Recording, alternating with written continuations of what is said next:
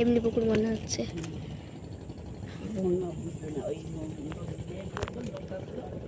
সব তোলা জাল ফেলা, বেশি দূর যাবি না, ফোন পড়ে যাবে ওইদিকে, তারপরে যা।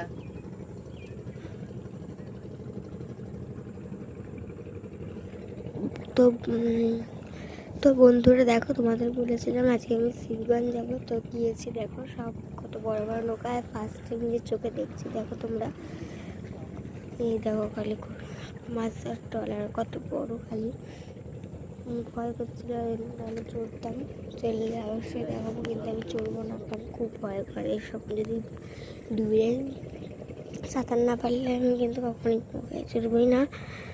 কত মাছ, দেখো ভাটা আরম্ভ হয়ে গেছে, জল চলে যাচ্ছে। ভাটার জন্য জলটা দিয়ে চলে যাচ্ছে। দেখা গেলে কত বড় বড়, কি মজাটাই না লাগছে আমার এখানে। আমার বোনকে ওখানে খাওয়াচ্ছে আর আমি এদিকে দাদুর সঙ্গে এসেছি। তো তোমরা দেখো কি কিউট লাগছে না, কত বড় বড় বিল্ডিং।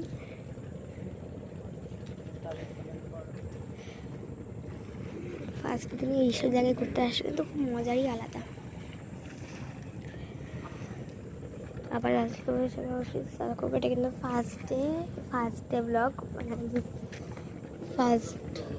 প্রথমবার আমি এসেছি, এসে কিন্তু এবার সঙ্গে শেয়ার করছি। আমি যদি না ভিডিও বানাতাম তাহলে দেখতে পারতাম না। তো গঙ্গা, স্কলারশিপ জমা দিতে, বোনের স্কলারশিপটা জমা দিতেছিল নবান্ন। আমি একটা বন্ধু আর তিনজন ছিল, তখন হাওড়ার ওই ঘাটে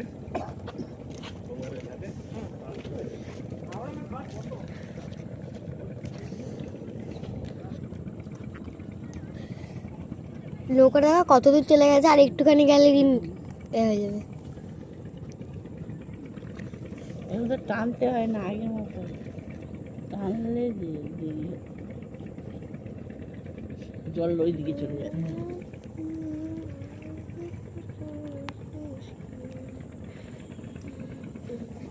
তো টাটা রাখি, আবার পরে তোমাদের সঙ্গে দুবার কিছু ফটো তুলছি, সেই ফটোগুলো তোমাদের সঙ্গে শেয়ার, আর কিছু কিছু রিলস বানাচ্ছি, সেই রিলসগুলো তোমাদের সঙ্গে আমি শেয়ার করবো। Tata, bye bye, see you, good night. হ্যাঁ, গুড